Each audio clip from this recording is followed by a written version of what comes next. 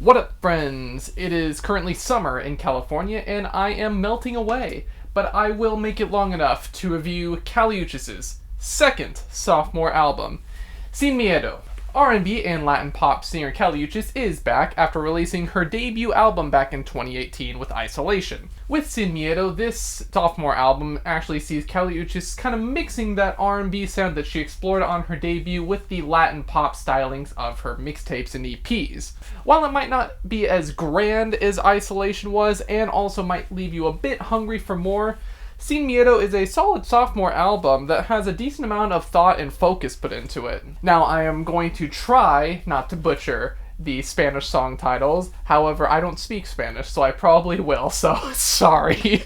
First up, we got La Luna En Amorada, a fairly moody and simplistic opener. It definitely has that Latin flair in the guitar and the main beat, but I do like how downcast and sensual the main melody is. This also transcends to the vocals as well. It gives a good first impression about the album's sound and lyrical stylings, as this album is largely about love and relationships. Aguardiente y limón is probably one of the first noteworthy tracks on the record. It's a very light and dreamlike track. I really dig those synth passages that provide sort of a waterfall effect to the overall instrumental. I also really love Callie's vocals and how she delivers them with a sort of flirtatious charm. Looking at the lyrics, it's pretty obvious what they're about, but in a way that kind of makes the delivery a bit more fun. The quaint Adam and Eve styled comparisons are pretty apt and support that whole ethereal vibe that she's got going on with this song.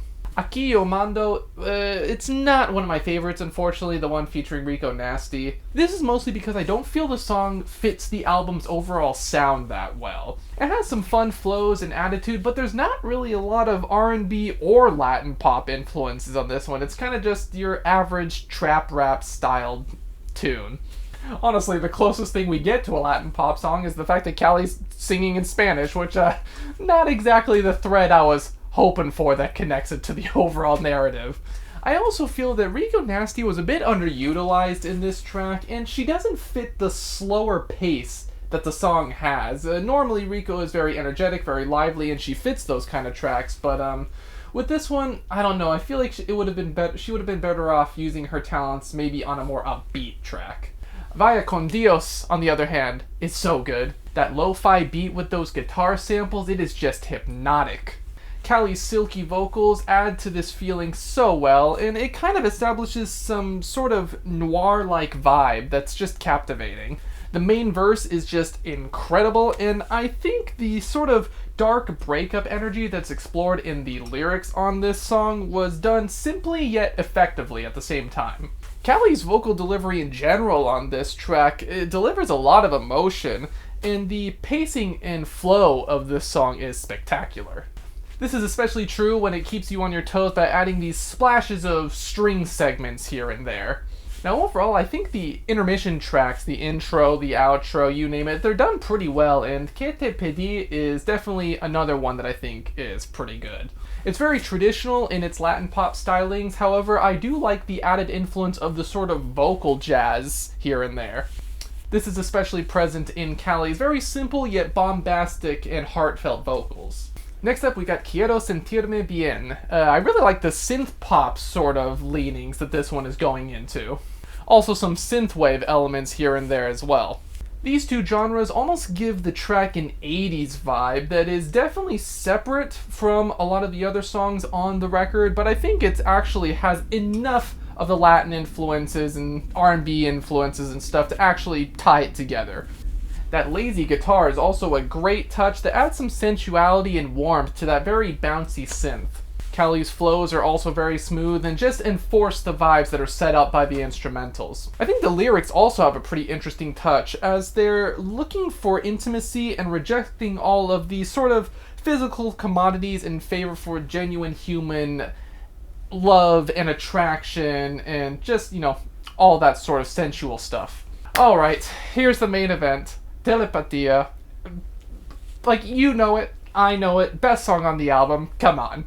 That groovy beat and bass line are just perfect, and Callie's vocals are super soft and sweet as well. And lest we forget, that chorus, so sensual, so groovy, oh my god.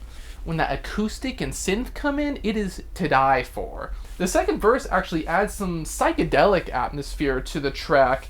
It's very welcome, and the flow of the track is also benefited by it as well. It kind of keeps things moving, keeps some different sounds coming in here and there. I really like it. This psychedelic segment also connects to the outro, which kind of brings the sound back as it transitions into the next song. This one also feels the most complete and fleshed out of all the tracks on this album. There are some that kind of feel like they could have used another verse or two, but this is complete. It's the perfect song describing long-distance relationships and how connected people can be despite the distances between them. No Eres Tu Soy Yo is another one that I'm pretty fond of. That hypnotic synth adds a lot to the feelings that Callie is portraying in the lyrics on this track. It's a pretty simple beat, but I do think her flows carry a lot of the pacing on this one, and the brief sense of airiness during the chorus has a nice effect. I also like the lyrics and how they tackle the idea that somebody can be infatuated with the idea of someone, or the image of someone, rather, even if it's not necessarily accurate to how they really are. Nearing the end, we got Te Pongo Mal, Prendelo. This one has the features by Joel and Randy on it, and honestly, I kind of like this one too. It's a bit more like a lot of Latin pop out there right now, not exactly leaning on those R&B sounds that she's been exploring previously on the record, but I think this one's pretty fun.